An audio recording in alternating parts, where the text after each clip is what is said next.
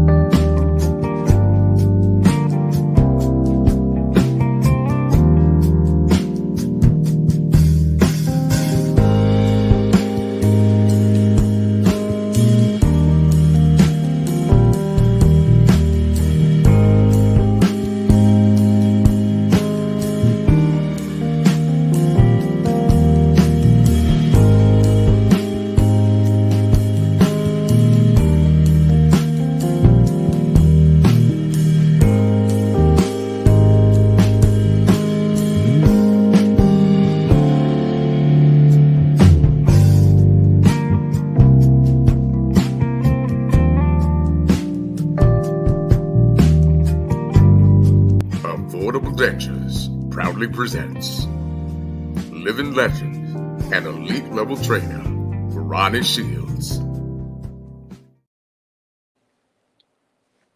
Guys, welcome. Happy Tuesday to all of you guys. And if it's Tuesday evening, even with a sinus infection and a sore throat, well, that can't stop us. We're coming to you live with real boxing with living legend, Coach Ron Shields. Ronnie, how art thou, sir? Oh, doing great, man. Doing great. I tell you what. Have you seen any good fights lately, sir? Oh, yes. Saturday. Woo! I tell you what. Elton John had it right. Saturday's a great day for fighting. Yeah. You know what? And look, I don't care what anyone says about robbery or that the right man didn't win. You know what? Nothing can take away from the majesty of that epic showdown at 175. And when you look at the skill level, Coach Ronnie, it didn't disappoint, did it? Not at all, man. I thought it was a great fight. I mean, we all know Bivol is a volume puncher. And if you remember, I said, in order for Beterbiev to win, he has to match the volume. Yep. And he did that. Yep. He did that. And man, it was really a good fight. It was a really good fight. I know it didn't disappoint the fans at all. I know. And I just hope the ratings was really great. Well, I tell you what, thanks to Turkey Al Sheikh, none of us had to pay for it if we already subscribed to ESPN Plus. And if we wanted to watch the undercard, we had to purchase that on DAZN. But look, it was a great evening of boxing. And I will say this, Coach, what do you have to say for Eddie Hearn and all of the guys screaming robbery, even though it was a fight that could have easily gone either way? Well, you know what? It's funny, right? Because if Eddie Hearn was the promoter, if he was the promoter of Beterbiev, he wouldn't have been saying nothing. You know, it's funny. Yeah. It's funny how boxing works, right? If it's your guy, now we all watching the same thing. Yep. You know, but it amazes me how we see things different. Yep. You know, and that's why we have 3 judges. And I think the judges were fair. One judge had it even, and then he was more mixed up. I mean, he was more mad. Eddie Hearn was more mad at the 116, 112 than he was at the other judge having it even. Yeah. Well, look, and this is what I thought was remarkable, and no one is mentioning this. Of the 36 rounds scored, only 2 rounds were off from all 3 judges at ringside. They had it basically scored identically except for 2 rounds. Yep. When does that ever happen, Coach? I mean, that's a rare thing that happens that way. It really is. But the thing about it was, the fight was really close. In the 10th round, by the 10th round, I think I had it even going into the 10th round. I Yeah, mean, I had it. after the 10th round, I'm sorry. Yeah, after the 10th round, I Right. had it even as well. Yeah. Yeah. And, for some reason, Bivol didn't do anything in the 11th and 12th round. Oh boy. I mean, I Yeah, couldn't believe it. I mean, I'm like, especially the what? 11th, especially the 11th. Yeah, I he and just gave honestly, that away. I thought you were going to prove to be the soothsayer, Coach, Yep. because if you get hurt against a guy like Dimitri or Arthur Beterbiev, Yeah. and there's a minute and a half left to go in the round, usually that means that's your ass. Absolutely. Absolutely. Without a And doubt. you know what? All credit to Dimitri Bivol. He was tough enough to make it to that bell. He did. But you know what? The momentum had turned, and he needed to come up with something big in the final round, and he just didn't do it. It was a close competitive round, but yeah, that momentum had already swung in the favor of Beterbiev, Yep. and he just had to hold on to try and make it to the final bell. Yeah.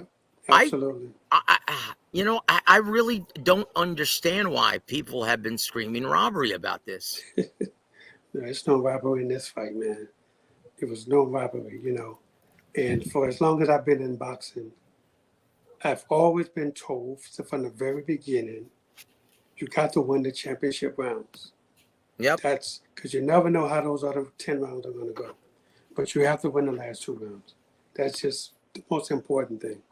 Now, I don't know if he was tired in the 11th round and he was just saving it for the last round. That's what it seemed like he did. He tried to save it for the last round. But I still thought he lost the last round also. Yep. And, but again, like I said, I hit it even after 10. And the last two, for me, it was just easy. It was just even. It was easy not to give it to him. I mean, Bivol, man, come on, man. You've been in too many world title fights not to understand that the last 2 rounds mean the most. Yeah, so let me ask you something, Coach. What can Dimitri Bivol do differently? Because honestly, I thought both men fought a tremendous fight up until, once again, Bivol just let his foot off the gas and seemed to just coast to the end from 11 and 12. Yeah. But aside from that, is there anything? Because I'm thinking he fought a brilliant fight against one of the best fighters in boxing, and I don't know if there's anything he can do differently that will Look, prove to be the exception in the rematch. for me, watching it as a trainer, for me, right, when he was moving to his right, I don't know what knee that Bivol, I mean that Protervia It was his left. uh, Oxus is left. So if he go back and look at when he was making him move to his right, man, I think Beterbiev was having problems going to his right, Mm. and I think they need to go back and look at that because I think the knee wasn't strong enough going that way. But when he was going to his left, that's when he was firing off them hard shots. You know And what? That's a very insightful, and I never noticed that because I was like, wow, he seems to be moving consistently to his left, and Beterbiev's not having any problems. But yeah, pushing off of that left knee, yep, that's when he seemed to have problems. And you would think it would be the opposite yep, in terms of staying away from that power hand, that right hand of Beterbiev. But hey, pick your poison. The guy has absolutely. two hammers. But He you know that's does. interesting. That's interesting. I haven't heard anyone say that yet. But once again, that's why you're Ronnie Shields. But I think if they look at that, they'll see that. Now, by the time they fight again, I'm sure that leg is going to be strong because remember that was only 5 months ago that this happened. So, and I think now, they're going to straighten that leg up, so that may not be there for him next time. But for this time, I mean, I definitely would have, you know, I mean, I caught it when he was moving to his right. he was having trouble getting up punches. That's And amazing. maybe they were just so involved in the fight, nobody saw it. But man, I was like, man, all you got to do is keep moving to his right because he can't get punches off going that way. But, go back and look at it. You see what I'm talking about earlier. Yeah, I sure will. And once again, you've got that expert trainer's eye. That's incredible, Coach. I'll tell you what, let's go to our dear friends in the chat, see what they have to say. Yeah, and they're already remarking about the headline. Want to give a big shout out to our brother Eric Gomez. Salute to you, my friend, and thank you for supporting the coach on this day. And Eric Gomez, he says also, Bivol let the championship rounds go. Yes, he did. Yeah. And I also want to give a big shout out to my brother G Funky Boxing. Guys, if you haven't already, please go subscribe to my brother G Funky. Always does a great job over there. Joseph S., welcome to the show, sir, and thank you for supporting the coach on this day. But Beterbiev going to KO Bivol in the rematch. Well, honestly, even in loss, though, this showed me a lot about the heart and the mental and physical durability of Dimitri Bivol. This guy is a real champion. Yes, he is. And in my opinion, Coach, these guys are the elite. And now I know you've got a certain light heavyweight who has a date with Destiny either on the 25th or the 8th, right, of next year, January, February, respectively. But you know better than to look ahead and look at these two guys, even though they very well may be on the horizon. What did David Morrell, have you talked to him about that fight we just witnessed on Saturday, or is it just laser focused on David Benavidez at this time? Yeah, right now that's all our focus has to be on is David Benavidez. We can't look ahead to anything. Plus, these guys are going to fight a rematch anyway. So, in order to even get in that conversation, we have to be David Benavidez and not worry about who's going to, if these guys fight again, and if Bivol happens to win, it's going to be a third fight. So, so that's something that's not even in the conversation right now. Very good. I tell you what, that didn't stop the peanuts in the gallery from speaking. I'll tell you what, everyone's talking about, oh, wow, looks like Beterbiev's lost his step. Boy, he's got a slow pace. I think Benavidez could actually exploit the slow pace that Beterbiev has and the hand speed. Ooh, I don't know. Do you think that's a bunch of poppycock? Because I'm sorry, where I'm sitting, Coach, if I'm David Benavidez, I want to stay far away from Arthur Beterbiev. If you were currently coaching Benavidez, would you want a piece of that fight? Well, I definitely would want a piece of that fight, but he's definitely going to have to switch up a lot of things that he does. He can't go in there and try to stand toe to toe with this guy. This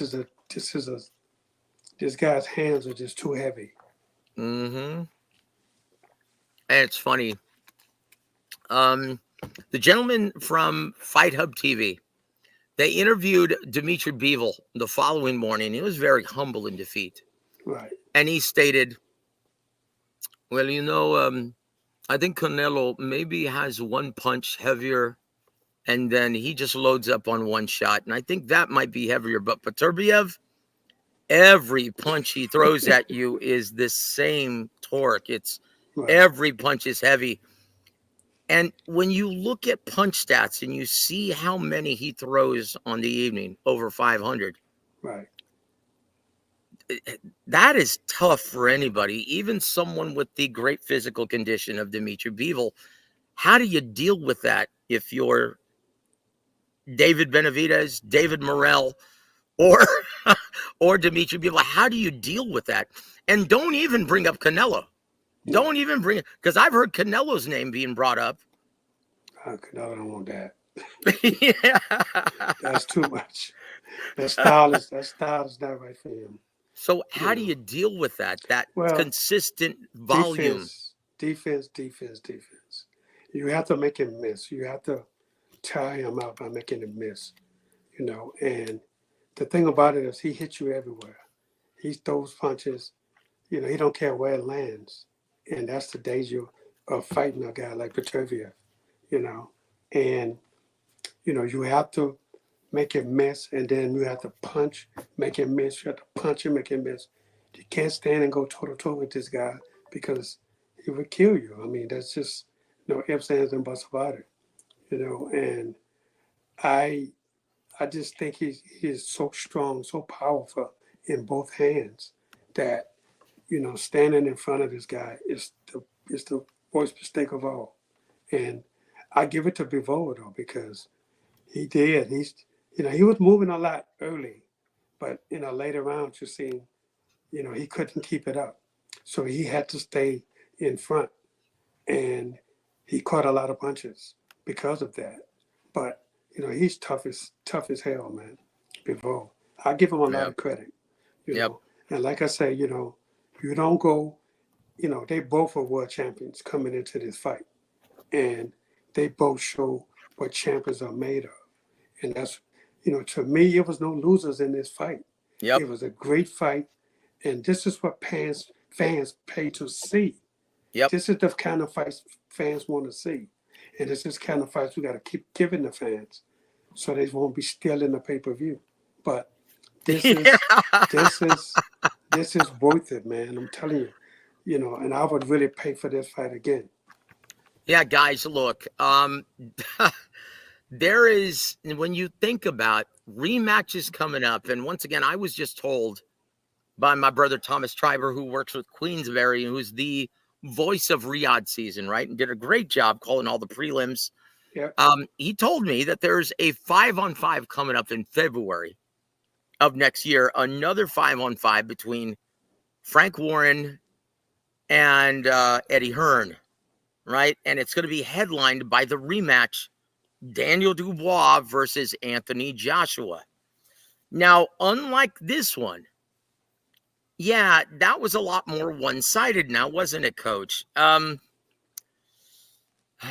If you're Anthony Joshua's team, are you looking forward to that rematch? And is that going to be fare any better for AJ? Well, it's like this, right? Look, Anthony Joshua is a fighter, and he's proved himself to be really good in rematches, except for Usyk, right? Yep. But before in other rematches, he seemed to figure it out, and he's going to have to do that, But that's tough, man. That's going to be tough for him because of the style matchup. The style matchup is not in his favor. So he has to, really get on his jab and stop trying to fight with this guy. You have to outbox this guy. You can't fight him. He don't know, Daniel Dubois don't know how to go backwards. If you start backing him up, that's when he loses. So you have to, he has to, number one, be in great shape, but you got to come up with a game plan that suits Anthony Joshua. And that's stand away from punching with Dubois. You can't punch with him. You got to punch either in front of him or behind him. And Dubois really has a great jab. You got to master that first. That was the difference in the first fight. Absolutely. Yep. How do you get away from that first? And then, you just have to box him. You can't stand in front of him and fight with him. And you just got to try to weigh him down and then, explode on him. But you can't do it early. It has to be in the later rounds. But you have to win some of the early rounds. And that's the hard part. Well, I tell you what, guys, it's going to be really interesting, and credit to Anthony Joshua for jumping right back in the Lion's Den. This is why he's such a big hit in the UK. This is why he's meant so much to the resurgence of boxing in the UK market, because he's all heart. You know what? Yep. And you know what they say in the immortal words of Rudy Tomjanovich of Houston Rockets fame, don't ever underestimate the heart of a champion. That's right. And there it is, Rudy T. Do you remember those days, Coach? Oh yeah, definitely. Clutch City, baby, Clutch City. Yeah. I tell you what, let's and another piece of news. And what else are you gonna do with him, right? I mean, look, Derek Chisora, you threw him in with Joe Joyce, another fighter who's, well, let's just face it, damaged goods. And he beat Joe Joyce, knocking him down late in that fight. So Yeah. now he earns another big fight against big baby Jarrell Miller. And that's just, they haven't announced that yet, but they're in the process of setting a date for it. Coach, really? Do we really have to watch that? You know Or, I what? mean, you know, Actually, that's a great fight. It really is. Look, I think people underestimate Big Baby, man. Big mhm. Baby can fight. This dude, he has a lot of heart. He has boxing skills, man. I'm telling you. Oh, yeah. And I really like Big Baby. And I'm gonna choose him over Chorizo in this fight. You know what? You know what? And he earned it against Andy Ruiz. I thought he Yeah, won that fight. me too. Absolutely. And then you've Absolutely. got a rematch coming up. Riyadh season. You've got a rematch coming up in December. Fury versus Usyk 2. Yeah. Wow. Yeah. And then you've got this rematch being proposed for the first quarter of maybe even in February or March of next year in Beterbiev, Bivol. Guys, I'm sorry, but boxing, Riyadh season, oh boy, is really coming through in spades. Yes, it And is. honestly, thank you, Turkey Al Sheikh, for putting these fights together. Because let's just face it, Beterbiev Bivol would have never been made if Turkey Al Sheikh hadn't been involved. I believe that. Yep. So there it is. There it is, guys. Let's finish saying hello to our dear friends in the chat. Uh, Sander William, welcome to the show, sir. What do you mean? Should he give him a rematch? He didn't even win. And he's referring to the title. Should Ryan Garcia give Haney a rematch? Well, look, here's why, brother. In the world of boxing, just look at Canelo, for instance, right? He who has the gold makes the rules. It's the Yeah. golden rule in boxing, right? And so who has the gold in this scenario? Ryan Garcia, Ryan Garcia. right? So we're going to get to that, man. Don't jump the gun, Sander, but welcome to the show, sir. And Treetop Boxing says, no rematch, boycott that clown. Well, you said it. I didn't, brother. Tell us how you really feel. And Sander is, boycott that clown Garcia. Well, that's one way of looking at it. Our brother here to there from across the pond says, salute, Coach and Joseph. Indeed, too much bread in demand not to run Beterbiev Bivol back once again. Absolutely. And there it is. That's what makes this sport so great, guys. It's like, you know what? And you're right. And this is what we want. For guys in this business, this is all you want. You hope that it's a successful night for everyone involved, regardless of who wins and who loses. And I think we saw that on Saturday night, correct? Absolutely. Very successful night for both camps. They increased their demand, both of them. And yeah, we want to see it. We want to see it. And want to give our big shout out to our brother, Bruce Gasboxing Jazz, and more salute to you, my friend. And here to there says, agreed, Coach. I was surprised Bivol didn't use clinching more to break up the fight. Well, I will say this. He tried, but my man Thomas Taylor didn't let him. Woo! Tell you what, yeah. I'm glad Thomas was the referee. Yeah, he's big and strong enough where he can manage and officiate the fight properly. Yeah. And I'll tell you what, get him on board for the second fight. Absolutely. Because he kept both guys fighting. Oh, hold on. Welcome to the show, Graybush. It's good to see you back on the board, my friend. Bacoli will beat Dubois. People ducking Bacoli. Hey, you know what? I can't argue with that, Coach. No, you can't argue with that. But you got to understand the game, how it works. Bacoli is high risk and low reward. So, yep. So that he's not going to be mentioned at all. People don't want to hear him. Nope. No, who? Who'd you say? That's exactly. Yeah. I That's tell it. you what, whoever he fights, guys, it's must-see TV. Martin Bakole has become one of my favorite heavyweights in the world. And let me tell you, and look, when you see him in the ring, it's going to end in a knockout. Oh, yeah, Let's for just sure. hope that he stays below 300 pounds, coach, because he Yeah. looked awfully impressive under the 300-pound limit. Yes, he did. Yes, Uh, he did.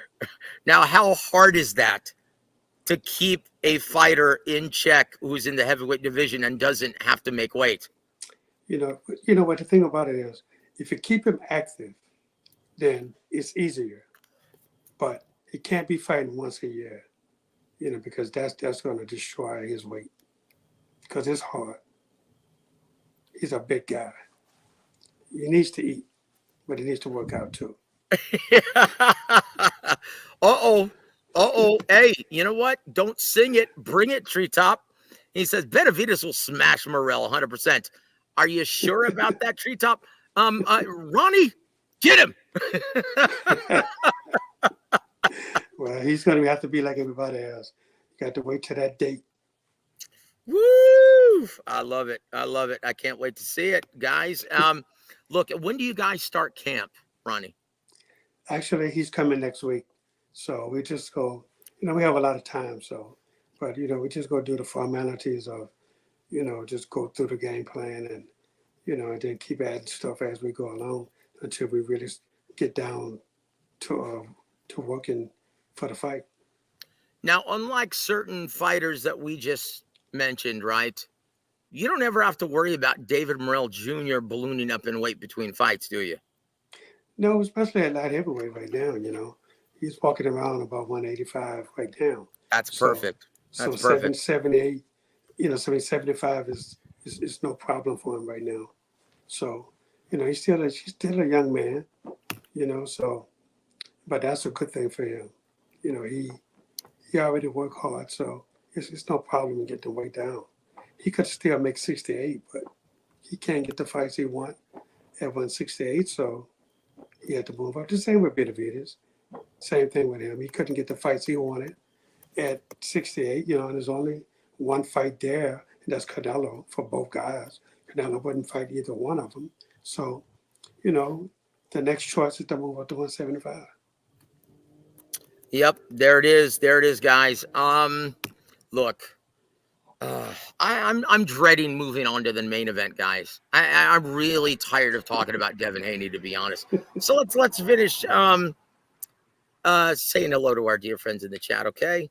And Bruce Gass reminds us, hey, it's Anthony Joshua's birthday today. Happy birthday, champ! I tell you what, because you know what, like him or not, Anthony Joshua has meant a lot to boxing. It's almost like the world has gotten smaller as a result of Anthony Joshua and Tyson Fury becoming big stars in the UK. They've done wonders. Like, do you remember back in the day, Ronnie? We didn't have access to fights in the UK or abroad. Absolutely. Do you remember we had to just find out in the boxing magazines what happened Yeah. or at Fight Facts? Absolutely. Now we get to see everything because these guys have become big time attractions, and Anthony Joshua has been a huge part of that. So, like him or not, guys, he's really meant a lot to the growth of the sport on a global level. And happy birthday, brother. Happy birthday, champ. And Happy Alonzo, birthday, Josh. well, welcome to the show. And yes, please smash the likes, guys, for our Coach Ronnie. Graybush brings this up, Coach. Coach, imagine what Bob Foster would do to these fighters today. Imagine what Ezra Charles would do. And he says, Ronnie, who wins between Bob Foster and Arthur Beterbiev? I would definitely have to go with Bob Foster. Bob Foster was long, he had a good jab and could punch.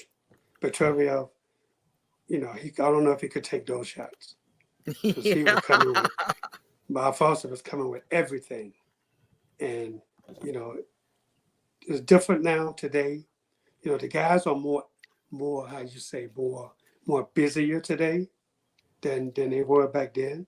But Bob Foster, man, he was a spot on guy. He didn't miss many shots. When he hit you, you felt it. And Bob Foster was the Arthur Beterbiev in a much healthier and active era. No doubt. No doubt. No doubt. When you saw that man across the ring, that meant it was your ass, guys. Yes, indeed. That's why he has so many knockouts.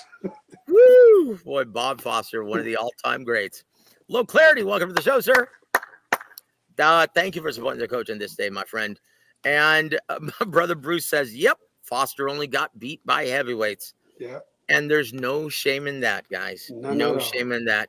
Guys, we're going to move to our main event of the evening. Jeez, do I sound excited to talk about this?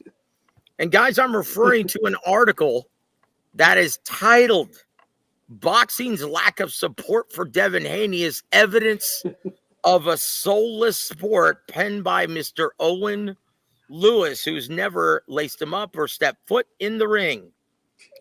Well, it's easy for you to say, brother. Shh.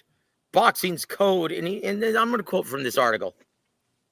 Oh gosh. Hold on. Let me pull this up. Here it is. Oh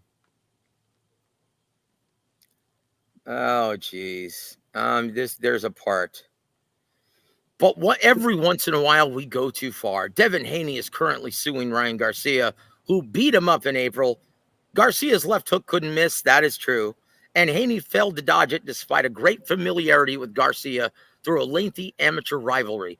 Also true is that Garcia came in overweight and later tested positive for the banned substance Osterine. This infraction somehow is not a grave violation of the boxing code. Terms are clear on PEDs. Serve your suspension, fight well, and will more or less forget that you ever failed a test. So Haney, despite being the victim in the ring, has become a villain outside of it because the code is apparently inevitable enough to make everyone forget their principles. I'm sorry, Owen, the gentleman who wrote this, maybe women's tennis is more your speed. Maybe you should start covering the WNBA. Yeah. Because last time I checked, this is the fight game. Absolutely. Oh my gosh, Coach, I don't even know where to begin about this. Now, once again, did everyone forget that Ryan Garcia tested negative in all of his Veda tests leading up to the weigh-in? Yeah. And only tested for trace amounts of Osterine the day of the weigh-in and the day of the fight. To the best of your knowledge, does that make any difference in the performance? None whatsoever. So what are they crying about? What is this yokel crying about, Ronnie? You know, it's funny, right? When Canelo failed the drug test, right? And he got suspended, right? Mm-hmm. They threw it out the window.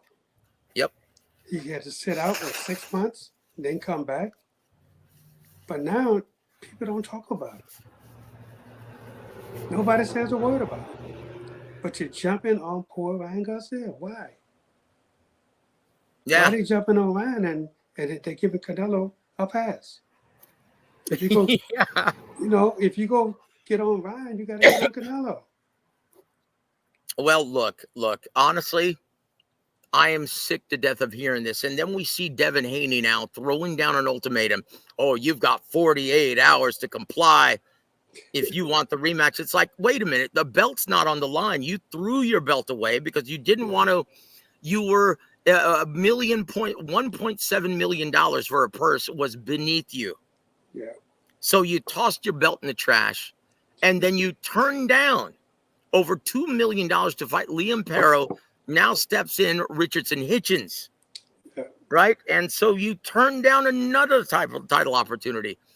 And we're supposed to feel sorry for this guy, Coach? You know, it's funny, man. I remember, at the beginning of these guys' career, you offered them $1 million. They would kiss your ass to get it. That's it. That's Simple. Now they think they work tens of millions of dollars, and they're not. Yeah, exactly. How'd your last pay-per-view do without Ryan Garcia, Haney? You don't want to know. Has he ever made any money for any network that did when it didn't include Ryan Garcia. No, he lost money for ESPN, lost money for DAZN when he fought Lomachenko and Regis Prograis, respectively. And now this guy wants to cry like he's been hurt or he's been damaged. Sergio Mora had it right by saying this on his latest podcast with Chris Mannix. My brother Sergio Mora, the Latin Snake, says this. Man, this is bullshit. This is Charmin soft. It's like getting your ass kicked and running home and telling your mom. Yeah. I think that's right on the money, Coach. I do too. You know, the problem Devin Haney is going to have is that, you know, you're not looking good to the fans. And these are the people that pay. That's it. To watch you fight. And you piss them off, you ain't going to have no guarantees at all. You can't get a guarantee because, you know, people are not going to buy him. And that's just simple as that. You know, people want to see fights. So, look, if you feel you can beat Ryan Garcia, fight Ryan Garcia, beat him, show people that you're the man. That's what boxing is all about. So, you know, just get in there, fight Ryan Garcia, let people judge you for that, not for anything else, not for all this talking, man. People don't want to hear that. People want to see fights. Simple as that. Now, Ryan Garcia in retaliation just tweeted this today. I'm not taking any tests. This isn't for a belt. And you know what? He doesn't have to really.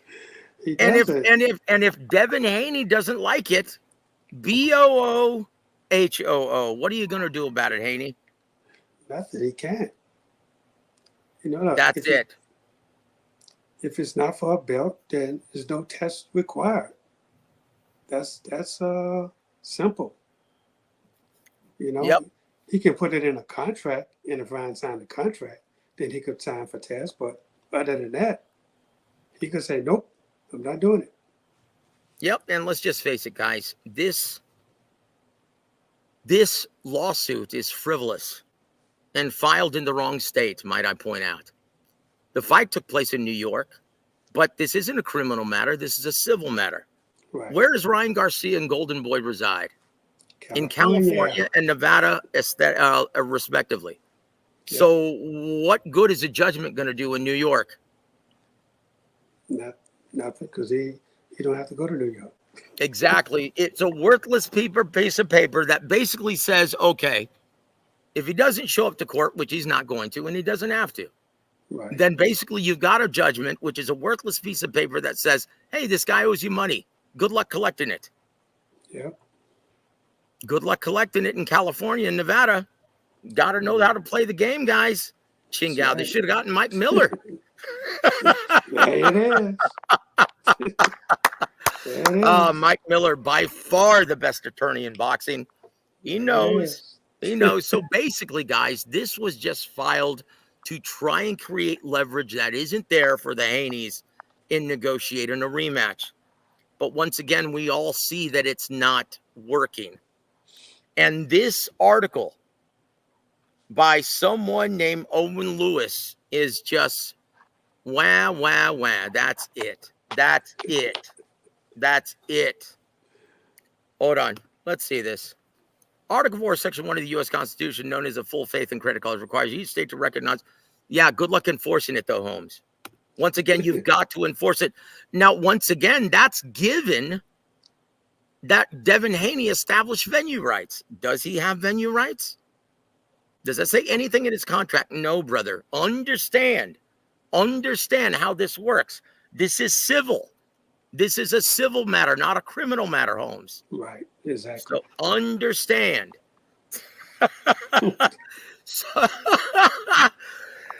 Oh my gosh, a bunch of Marcus Welby's coming out. Guys who have never been in this business. I love it. Oh, I love it. Now, once again, guys, this is, and pugilism has this right. Haney can't prove beyond a reasonable doubt that Ryan unjustly and fraudulently and maliciously deceived him in the negotiations. No, he didn't. Once again, prove intent to defraud in court. How do you do that, Coach? How do you prove intent to defraud? You can't. That's it. Simple. You And once can't. again, he already signed and took the penalty. He took the financial penalty. He's already deposited that in his bank and he's already spent it, I'm sure. Yeah. So what's the problem? What's the problem? And G Funky is laughing at the fans here. Hey, we were looking for you, Coach Big James. Welcome to the show, sir. It's good to see you, man. Oh, it's not an episode without you, my brother. We'll see. We'll see you next time, my friend. I hope you're doing well. And I tell you what, look, guys, here's the bottom line. In my opinion, Devin Haney, has a weak hand and he's bluffed. And Ryan Garcia and everyone on his side of the fence is calling his bluff. Now, look, Devin Haney needs to take a different strategy. Get on one knee, kiss the behind of the big ticket seller, Ryan Garcia, and say, can we please have a rematch? Can we run it back, please? I'll scrap the lawsuit because I know it's frivolous. I know it's nonsense. Can we just have a rematch, please, for the fans as well as myself? Now, what other approach can he take? That's it. I mean, look, if he really wants to fight, he got to cut all the bull crap out, let it go, say, hey, man, you know what? We're fighters. This is what we do. Hey, I'm dropping this lawsuit. Let's get it on. Simple as that. That's it. That's it, guys. I tell you what, let's go back to the real fight. And that's Dmitry Bivol versus Arthur Beterbiev. Coach, if Dmitry Bivol loses in the rematch, where does he go from there? Are there still big fights left for him? Does he call it quits? What's going on? No, there's still big fights for him there. Look, he's still one of the top fighters at light heavyweight, regardless. If he loses, so there's still big fights there. Again, David Beterbiev is there. David Morrell is there now. You still got big names there, and these guys are going to still put on exciting fights. This is what boxing is about. This is what people want to see: great fights. So, he's still going to have to. If he loses again, he's still going to have to prove that he's one of the best light heavyweights in the world, and you do that by fighting the up and coming guys who everyone thinks highly of.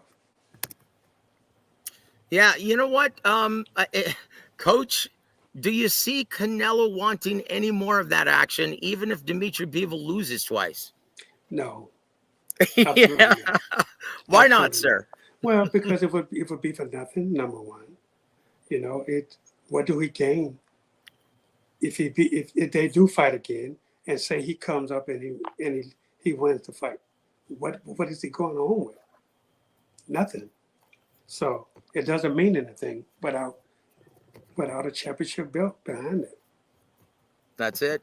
That's it. I tell you what, guys, at this time, it's my pleasure to welcome to the show my brother James from the Boxing Source. James, how art thou, sir? Yeah, what's going on, Coach Ronnie? James, Joe, how you doing? what's happening? Oh man, I tell you what, brother. Do you have any questions for our brother Coach Ronnie? We're doing a non-factor fiction episode today. So anything goes, my friend. Anything you want to ask the coach at this time? Well, actually, I didn't know. I was unsure of if this show was happening. Because I didn't know if he was going to be in Orlando already or not. So, he has of course this guy, this guy coming up here tomorrow. That's going to be fighting. So that's all. That's definitely, awesome. Definitely ready there to see his guy in action on that card. So that's what I was kind of like checking on. So when I had seen that this was on, I'm like, hey, wait a minute. Okay, he is still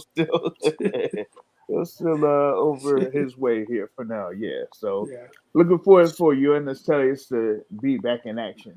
Yoenis Diaz. Talk about Yoenis Diaz and how soon are we going to see him in against the elite at 154 pounds? Well, this fight is one of the elite fighters at 154. So we're looking forward to that. But, after this fight, man, he comes out okay, which we feel great, about his chances going into this fight. After this, I don't know. He just can't fight anybody. He's just that kind of guy. He don't care who he fights. And he's young. He's 24 years old. So he got his man strength now, and he he just wants to fight the best guys available to him right now. And we still he's ranked in all of the boxing organizations right now, and I think the lowest is number 6, I think, by W.A.W. And so I think right now we just got to take it one fight at a time. We just now he's a young kid, and but he can go with anybody. It doesn't make a difference who he fights, but I think to make him have longevity in the sport, I think we have to really be cautious and not push him too fast to fight for a world title just right now, but to continue to fight, guys that's in the top 15 in the world, and to prove himself and to get that experience he's going to need when he do go up against the champions in that division. Yep, guys, and it's going to take place on Amazon Prime Video, and it's going to be for free. It's going to be at the Caribe Royale in Orlando, Florida. Let's hope that no more postponements happen, good weather permitting. And in your main event of the evening, and once again, Yoenis Diaz is going to take on is this his first 10-rounder, Coach, or his second? It's like his third 10-rounder. Oh, okay, very good. It's going to be against Johan Gonzalez. Yeah, I tell you what, that's a tough man. This is going to be a great, great fight. And in the main event of the evening, Bakram Murtazaliev is going to defend his IBF 154-pound title against Timmy Zhu. Are you looking forward to this, Coach? Because let's just be real. You're infamous for skating out early so you can get back to the airport and get back home. Are you going to stick around for this main event, sir? I'll definitely be there for that main event. I'm sorry. I just had to point that out, brother. I can't get a flight out from Florida back here. So, oh, well, that's the real reason. Okay. That's very good. Yeah. I tell you what, do you like this fight, or do you think Murtazaliev is in over his head, or do we know what to expect from this version of Tim Zhu? Well, I think we don't know what to expect from Tim Zhu right now. Since him and Funduro, after that fight, I think people are really going to be wanting to see what Tim has left, if he lost anything because of, the cut in the head and because of what happened last time. But look, I respect Tim Zhu, and I think he's a really, really good fighter. And, this is why this guy, he's at the top. He's at the top right now because he's such a good fighter. His father was a great fighter also. So it runs in the family. But I think Tim Zhu, man, if you underestimate this guy, he's liable to beat you. He has all the tools that it takes to be world champion. And for me, in this fight, I'm picking him to win by knockout. Wow. I tell you what, it's going to be a great fight. And want to welcome our brother W.A.W. He says Diaz versus Gonzalez is a very underrated fight. Yes, sir. Yeah. I'll tell you what, we're going to be calling all the action here on War a Week Boxing. So, guys, I hope you can join us for a fight party. And we're going to be watching Coach Ronnie's man, Yoenis Diaz versus Johan Gonzalez. And in your main event of the evening, wow, Murtazaliev versus the return of Timmy Zhu. That's going to be great, guys. That's going to be great. Now, look, you mentioned Seabass Fundora. Coach, I know this has been, they've made a deal. They haven't exactly found a date or a location yet. But I'm sorry, I just do not like this fight between Errol Spence and Seabass Fundora. Are you worried for Errol Spence, or are you like, hey, give him a chance? What are your thoughts on this proposed matchup, sir, at 54? Look, I think, Errol Spence is a fighter, man. This is what he does. Fundura's a fighter. This is what he does. I mean, a lot of people don't like the style matchup, but I think it's going to be an exciting fight because neither guy is going to want to back down. And this is going to be a great fight. I really believe in that, and it's going to either be at the end of January or the first week of February, and it's going to definitely be in Las Vegas. So this is going to be a great fight, and I think that both guys have to prove something. Both guys has to prove something, and so and Fundura, because of what happened in the Tim Tszyu fight, people want to, say, hey man, because of the cuts, this is why you won. And I think he wants to prove otherwise. So and for Spence, he wants to prove that look, it was a hard problem with the weight that held him down in the Crawford fight. So this is why he's going to feel so much better, so much stronger at 154 pounds, and he wants to prove that that wasn't him. Because people saw how Spence was before he lost to Terrence Crawford. Now he has something to prove, and when a guy has something to prove, he's a dangerous fighter. Yeah, I tell you what, dangerous like Fabio Wardley. Holy shnikes, Coach. Yeah. Hey, Oh, Joe. that was yes, sir. I smell something. Yeah, there it is. I tell you what, though, Coach. I tell you what, Frazier Clark, what a warrior this guy is. But oh my gosh, something happened to his face this past Saturday. Oh wow, that was grotesque. Yes, it was. And look, these guys are warriors, but if there were more evidence needed to tell you guys that this is a dangerous sport, look no further than that fight. That was downright disturbing. Wow. Yeah. What were you thinking when you saw that dent in his face and his jaw was completely disfigured? Man, that was, they just let you know the heavyweight division, man. These guys, they punch hard. Simple as that, And I had never seen a dent like that in my life. I've never seen that before. And I've been in this game for a long time. And for me not to have seen something like that before, that was crazy, And, like when I went to London, I did hand pass with him, with Frazier Clark. I worked with him a little bit in London. And such a nice guy, man. But, the first fight between him and Woodley. And, I thought it was a good fight. And, and I thought we can accept it that it was a draw. So, but Fabio didn't want to have to go through that again. And, man, he went out on Frazier Clark. Like, wow. He wanted to show him that he meant business. And he did that. And, got to take your hat off to him. But now people are going to start putting his name out there. So we're going to see. But he better stay away from Bacoli.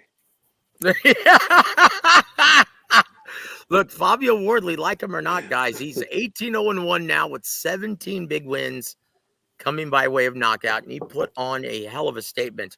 And Graybush says, yeah, the dent was because his jaw got dislocated. We got it. We ascertained that, brother. But look, I'm surprised you're not saying it was an egg-shaped form. Yes. Aren't you surprised he's not saying that? It's an egg-shaped form. Is there a conspiracy there, Graybush? Don't tell Matthew that, James.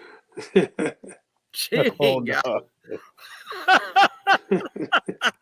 And my brother Tony Manzano has a question for you, Coach. He says, who do you think wins a fight between Diego Pacheco and Christian Mbili? Wow, the counterpuncher versus the irresistible force. I would have to go with Mbili. Ooh. Blaz, one big, hard-hitting dude, but Diego Pacheco is a very good counterpuncher. He is a counterpuncher, but Mbili is a strong fighter. But, Mbili, in his last fight, he showed some weakness in his last fight, though. Yep, MG Funky joins in, piles on, egg-shaped form. Oh, poor Deontay. That's what you get when you start listening to fans and not the very intelligent people that you hire around you. Shh. Chingao, man. But hey, fans are experts, right, Coach? Oh, of course. Yeah. They know it all. Oh, Chingao. Where do we begin? But I tell you what, guys. Look. Going back to the big. Oh, no. I just saw this come up on my feed. Oh, geez. Can I just read this here? Listen to this. Terrence Crawford just posted on social media. Oh gosh, a message to inactive former UFC champion Conor McGregor that he's getting back on the mat. Oh geez, now Crawford is now reaching out to Conor McGregor, saying that he's interested in a fight with the notorious MMA Conor McGregor. Coach, can we say someone's getting a bit desperate? But I think Conor McGregor want to do an MMA match, not a boxing match. And you know what? Terrence is a very, very experienced wrestler. Yeah. You know what? Can we say someone's getting a bit desperate though? Yeah, it could be. You know what, guys? Once again, this is what happens when you prove to be a royal pain in the ass. And I love me some Terrence Crawford. I think he's one of the best fighters in boxing. But he's proven to be a severe pain in the ass to everyone involved. Right? Ask PBC why they're not interested in working with Terrence Crawford. They only had a belabored negotiation that took a year and a half to make the Errol Spence fight happen. Do you really think they want to go through that again with Canelo Alvarez, sir? Well, I don't think so. Yeah. So what are the options for Terrence Crawford at this time? James, do you have an idea? At this point, I have no clue. We've seen that situation that happened with the WBO and Terrence Crawford and the settlement that we recently are talking about. So, with that being said, even though that there are options out there for Terrence Crawford, he doesn't seem really interested in facing the likes of a Virgil Ortiz or maybe a couple of other potential opponents out there for him at 154 pounds. So it looks like he's kind of sitting it out here before the most lucrative opportunity that could be out there for him. Yeah, I tell you what, let's take a look at now. Well, Coach, your thoughts on this. And if you were an advisor and you were training Terrence Crawford, what would you tell him? You know what, man? I don't know, to tell you the truth. I mean, yeah, it's hard, right? Crawford, it's hard. Yeah, he's such a good fighter, man. And, but a lot of guys still don't want to fight Terrence Crawford. So it's not, half of it is not his fault that, he can't get guys in the ring. He wanted to fight Fundora. Something happened with that, and I thought he was going to strip Fundora if he fought anybody else besides Terrence Crawford. But obviously that's not going to happen, Maybe he can fight the one out of this week fight, between Zoo and the other guy, another kid. Maybe he can fight that one out of that. Maybe that'll help. I don't think he's going to fight Canelo. I really don't believe that's going to happen. Nope. He wants that fight though. But but I think people have been talking against it. So I think that may be off the table. So I don't know, man. Crawford he's not in a good situation right now. Well, look, and also speaking of Canelo, where the hell does he go from here? Because I mean, look, he doesn't want any of Bivol again. He doesn't want any of Beterbiev now. He doesn't want Benavidez, and damn well he doesn't want any of David Morrell Jr. Yeah, so where else is there if he's not interested in Terrence Crawford for good reason?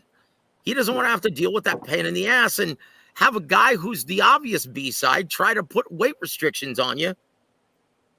Now, so where does he go? He's running out of names here, Coach. Yeah. Well, So wait a minute. Speaking of which, any updates on Jamal fighting on December 14th? Yes, he's definitely fighting on December 14th. Just don't know who yet. It's not Boo Andrade, sir. No, it's not Boo Andrade. Definitely not. Boo! Boo!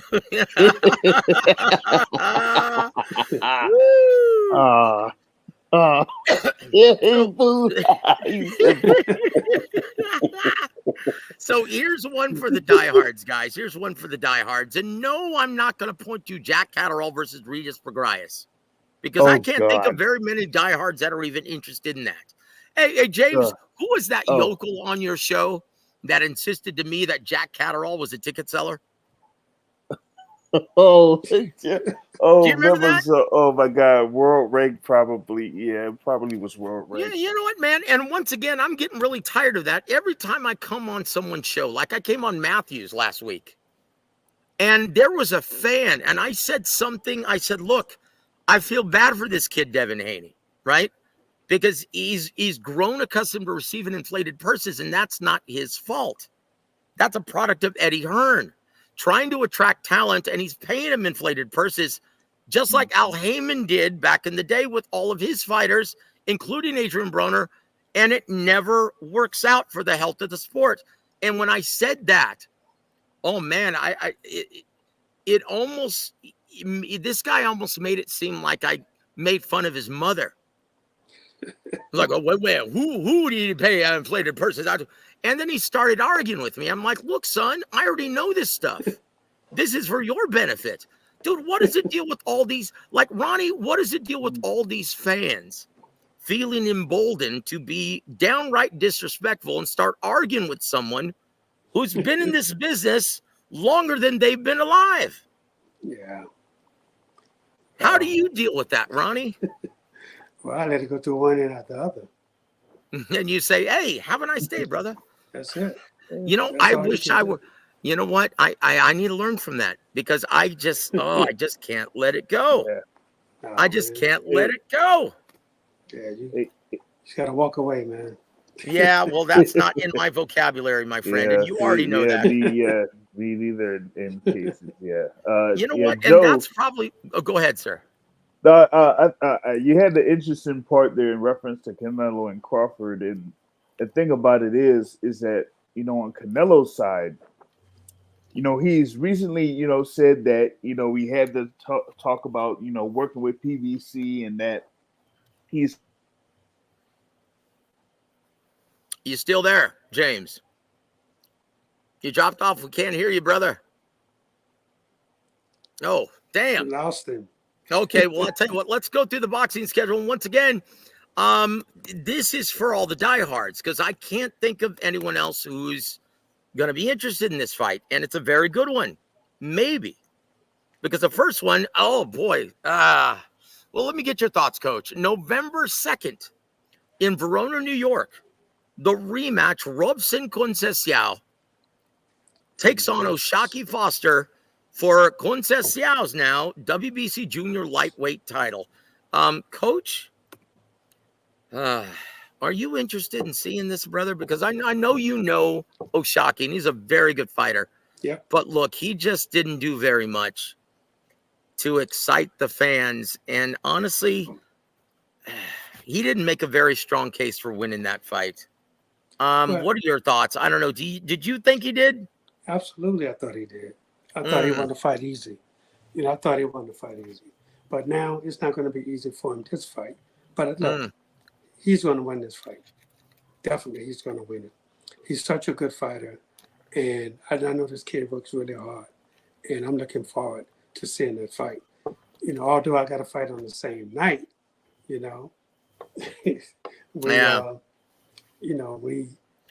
just think that Oshaki is going to go back.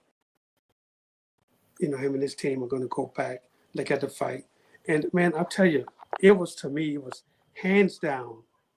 I don't know what the judges were looking at. Yeah. I mean, really and truly. It was no, it was not even a close round in that fight that they could have gave to the other guy. And there's no way in the world Shaki lost that fight. And he just have to just do what he do, and don't worry about it. And don't worry about the judges, because that's one thing they do. It takes your mind away from your work when Yeah. you start worrying about how are they going to see me this time. You know, I think he had a great game plan. Stick to that game plan, and just be himself, and let the chips fall where they be. But it's no wonder why he lost the first fight, and I know this fight. He just got to fight the same fight he fought last time. Let the guy just keep coming forward, but be on good defense, have good defense, and make his offense just the way it was last time. And I think he's going to be okay. Very good. I tell you what. So you mean, Coach, you weren't impressed with his high five right hand that he was throwing all night? No. Who the hell taught him that? It looks like a high five he's trying to do. Like he's trying to, like it's a tennis serve or something. Yeah. Well, And guys, in the co-main event of that one, Raymond Murataya versus Jesus Perez, and Abraham Nova versus Humberto Galindo. And I tell you what, let's move on though in the calendar. And I want to get your thoughts on this, because I'm really loving this main event, Coach. November 8th, the following week. That Friday from Norfolk, Virginia. Yeah. Keyshawn Davis versus the gallant Gustavo Lemos. Yeah, that's a great fight there. That's a great fight, scheduled for 10 rounds, and Keyshawn's toughest test to date. Yes. Can you smell it upset, or is Keyshawn made for this, Coach? Keyshawn is made for this, man. I'm telling you. Keyshawn is from Norfolk, and he got his two brothers on the card. Mm-hmm. And it's gonna be a family affair. This guy, he wants to impress. He wants to be the next Pernell Whitaker of Norfolk, Virginia. And he's going in the right way. He's going to have everybody there. I already talked to my guy Bruce Smith. He's going to be there. A couple other guys that I know from Norfolk are going to be there to support Keyshawn. He's going to have the crowd, man. They're going to sell the scope out. I know they are. And he's going to put on the show for his fans and for his people in Norfolk, Virginia. And it's going to be a great fight. But and I know he's training hard, so I just feel that Keyshawn is going to put on a great show. I was supposed to be there, but my guy got sick, and so I had to pull him off the card. But I'm sure it was Keyshawn. So wait a minute, you've got a date November 2nd, right, in Vegas? Yes. I'm sorry, I forgot to mention that, and that's on the same night as Robson Conceição. We're all going to be dialed into the DAZN show, guys. Look, we love Oshaki. We love you, Bobby. But yeah, we're going to be tuned into our brother Ronnie Shields. He's got two fighters on that card in the main event. Floyd Schofield. Is Floyd Schofield ready for the big time, Coach? Oh, without a doubt, man. Look, Floyd's a really good fighter. He keeps proving it every fight. So they just keep putting good guys in front of him. He keeps knocking them off. So, hey, that's what he has to do in order to be, to keep his name out there. He's ranked pretty high in the world now. And he going to do his thing. And, he should be in line next to fight the Shakur Stephensons and guys like that. Double L says this. Could Jermall Charlo's next opponent be Kyron Davis, J-Rock, or perhaps even, no, not Caleb Plant? That's too much damn money for this event. But Kyron Davis, Coach, that's a very good fight. Also, J-Rock. Wow. Well, we already fought J-Rock, so I don't think that's going to happen again. Kyron Davis, I don't know. I haven't heard that name. I've been given a few names, but not any one of those guys. Oh, boy. I tell you what. Also, we want to welcome Juice back to the show. It's good to see you, my friend. Hold on. Also, guys, next, also on the undercard of that, it's in the co-main event, correct? David Stevens is going to be on that card. Boy, he's got a tough assignment. And who is that again? I can't even pronounce the guy's name, so I don't know. Yeah. I don't want to Hold on. butcher his name. We got to butcher him in a fight, though. Let me look it up, Coach. James, do you know who it is? Who's his next opponent?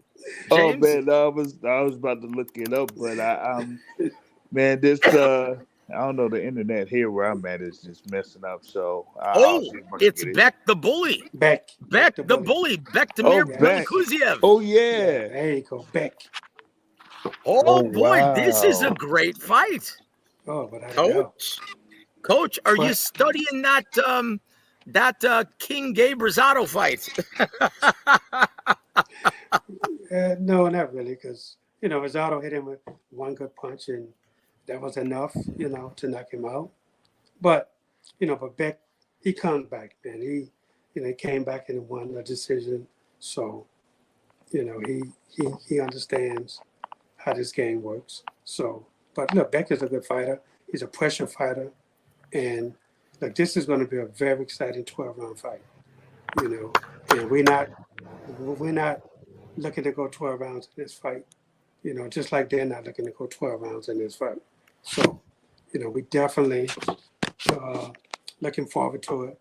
And this fight might steal the show. Absolutely Yep, going I to tell steal you the what, show. I think it very well may. And Coach, if I didn't know Eric Gomez or Oscar any better, I'd say this is a sink or swim fight for both men. For all It the is. marbles, this is the Yeah, future, guys. absolutely. Look, Absolutely. before they invest any more money in either one of these guys, they want to know what they have. And we're going to find out on November 2nd. This is a great fight. You know what? I'm sorry. As much as I love me some Floyd Schofield, you're right. This may very well steal the show. And I tell you what, we're going to be Without a dialed doubt. in, guys. Look, I'm sorry. Like I said, I love Yoshaki, but I'm sorry. My attention's going to be on DAZN that night. And if I'm lying, I'm dying, guys. James, do I have the wrong take here? Your part, you probably don't have the wrong take there. So I tell you what, guys. Yeah. We go next to November 9th. Jaron Boots Ennis versus Karen Chikatsian. Oh, jeez. Oh, Karen Chikatsian. Oh, Teddy Atlas murdering those surnames. I love it. Could you imagine? He was in Saudi, right? Could you imagine being on the call for that main event with Arthur Beterbiev versus Dmitry Bivol? Like, could you imagine? So now he's got, Jaron Boots Ennis in a fight we didn't want to see again against Karen Chikatsian. Coach, what can he do better this time? Because he didn't look all that great fighting him the first time. Taking him the distance, showed obviously not very good form in cutting off the ring, closing the distance effectively. Is that something they've been working on? Hopefully they have. Well, they definitely have to have been working on that, And, the thing about it is we just have to wait and see what happens, because,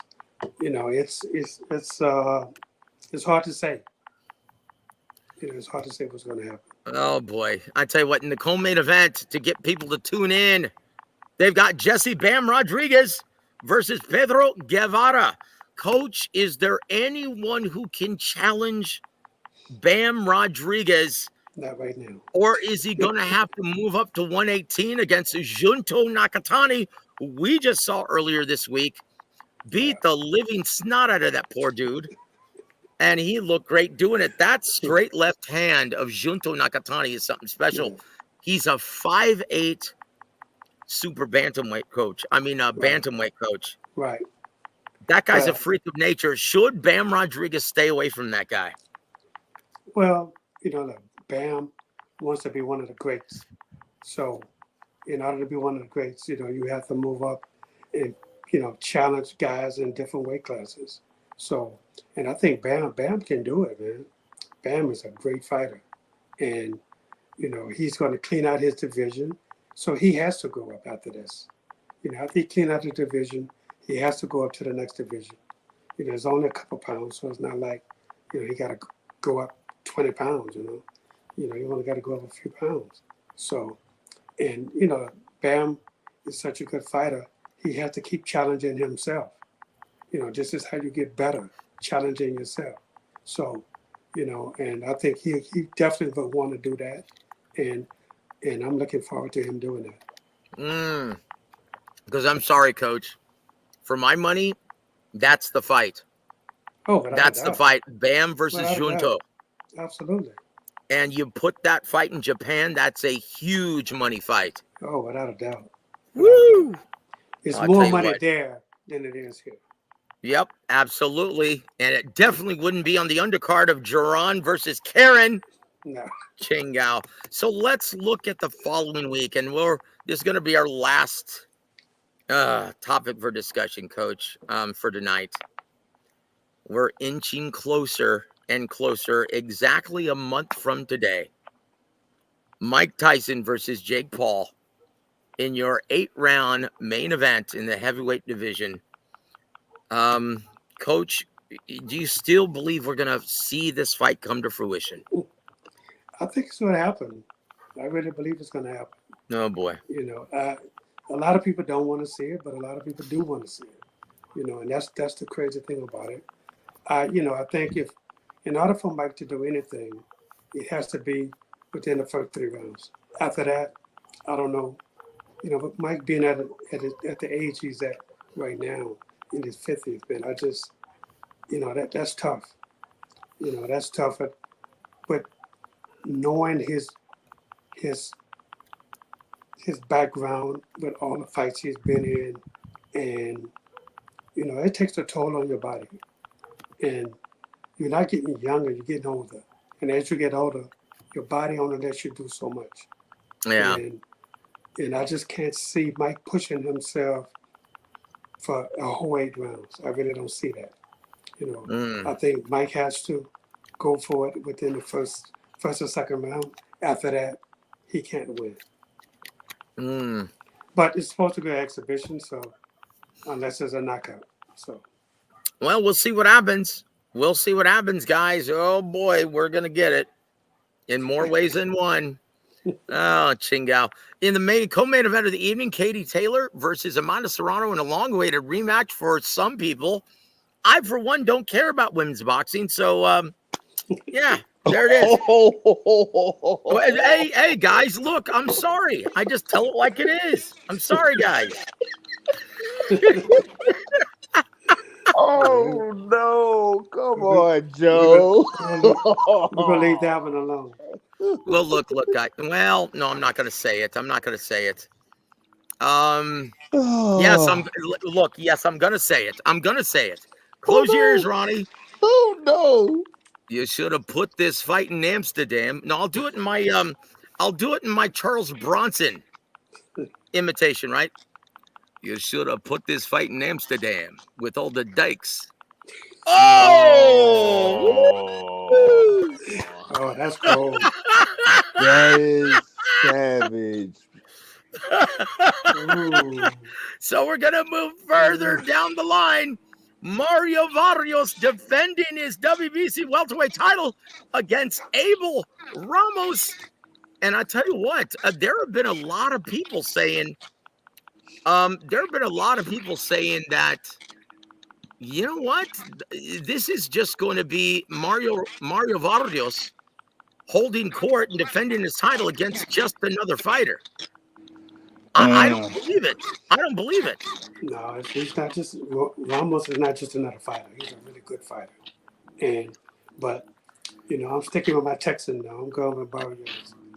I think Barrios is he's champion now, and that brings more out of you as far as just being a fighter and being a champion.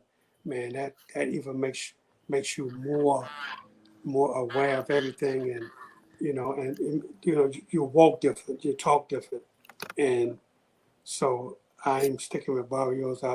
Ramos can't take anything away from him, man. He's a good fighter. He can punch with both hands, as we've seen, and but I know Ramos probably going to be the favorite in this fight, but I just think that that Barrios. I like Barrios. Yep, I tell you what, Double L agrees with you. He says, Coach, Barrios, after joining Bob Santos, has gotten a more consistent jab and has become a more well-developed fighter. I agree with Coach. And there it is. It's hard not to agree with Coach. Last one, guys. Bruce Shushu Carrington has been added, as if that weren't enough, has been added to this Arlington, Texas Netflix fight. And he's going to be taking on Dana Coolwell in an 8-round featherweight special attraction. Why Shushu Carrington, Coach? Do they think that highly of him? Do they think he's going to be the next big star from the East Coast out of that top-ranked stable? It's got to be. I mean, that's the only way I can see him put him on that show. Yep. But Shushu he's a really good fighter. He can fight. So why not? Yeah. Now, I tell you what, guys, and that's going to just about do it. Is there anything else we forgot, James? No, not that I could think of. Yeah. Well, I tell you what, guys, this episode has been chock full of coaches' nuggets, all about Devin Haney, all about Dimitri Bivol, Arthur Beterbiev. So in case you missed any part of it, go ahead and rewind at this time, or you can listen to it all week, guys, care of War Week Boxing and care of the good Ronnie Shields. I tell you what, James, any parting shots before we say goodnight to the living legend? Nope. We're just looking forward to seeing what's going to be happening here on Saturday night with Yo and the Says, and definitely a busy schedule here for Coach Ronnie Shields to close out 2024. There it is. There it is. I tell you what, guys, can I just play this? Because this is going to be a regular segment now. And I'm going to start including this with Fact or Fiction. And once again, I've been previewing this on my other shows. But, Coach, look, I did a very good Kenyan accent, I think. And I'm going to play this. Let me know what you think of it, okay? Here it is. Terrible fan takes on Twitter/X.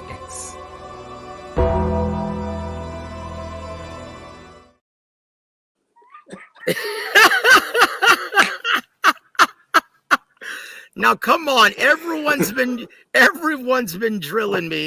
grilling me about that terrible African accent I just did. And I think it's quite good. What say you, brother? I say it was good too, Joseph. Oh, gee, thank you, Coach. And I can sense the sarcasm just spilling out of your mouth right there, brother. Anyway, so get ready for that, Coach. We're going to have some videos pulled up on next Tuesday. All right. So when you're doing your victory lap for Yoenis big victory, and so look forward to that with Fact or Fiction, brother. That's going to be a new segment on your show, Terrible Fan Takes on Twitter/X. So your parting shots for our listening audience this evening, sir. As always, you can follow me on Instagram at official Ronnie Shields, and keep watching War Week Radio. Woo! Guys, that's just going to about do it. On behalf of James from the Boxing Source and the living legend, the incomparable Ronnie Shields, I'm little old Joseph Heron. You've been listening to War Week Boxing. Have a great evening, everybody.